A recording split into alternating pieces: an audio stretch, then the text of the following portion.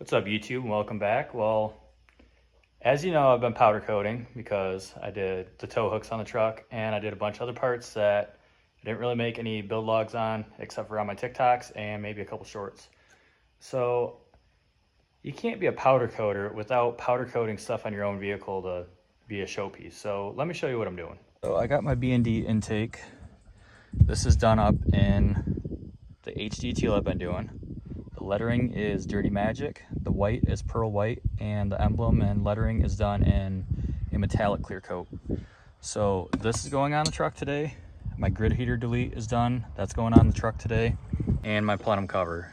This part is not fun, but I already got shield done, fan brackets, boost pipes, upper and lower valve cover, stock valve cover. I made this cool thing. Pretty much just a shaved cover that goes over. But for the plenum cover, you have a bunch of 10mm bolts. So a lot of them go through. You have 3 long ones. Those long ones go through your fuel rail. Your map sensor, which I ended up breaking mine. It's kind of crappy, but I'll go to Matt's and grab another one. For the plenum cover itself, you have all those bolts, and then the fun part. You have to, I don't know if you have to take out your fuel injector line, the wiring, but your first 5 fuel injector, your hard lines need to come out. These are a 3/4 inch. You can get to them pretty easy with the wrench. The very back one is kind of a pain in the butt. I can't get to that. I just called Matt to ask him what his trick is. He said you don't have to take that one off, but you take it off the fuel rail right here. Also 3/4 inch wrench, 3/4 inch banjo bolt on top, another 3/4 inch nut on bottom, and that will release the fuel rail in theory.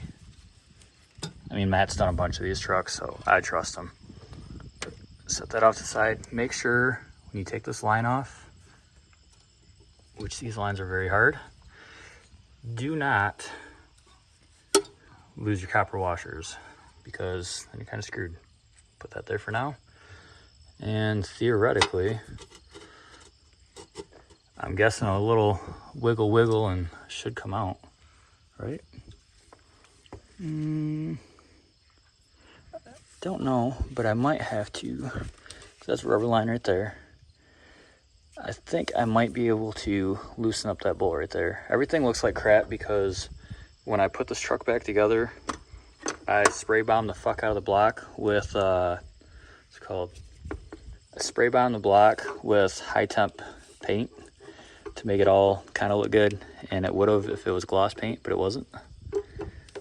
So we're gonna go ahead, and that is not a 3/4, but I think if we get that out, this line should move out of the way. We can pull a fuel rail out of the way and get our cover out. So that banjo bolt down here is a 17. I used a ratchet on that, just loosened it. I did not take it out. And then a little bit of wiggling, and I was able to slide the plenum cover out.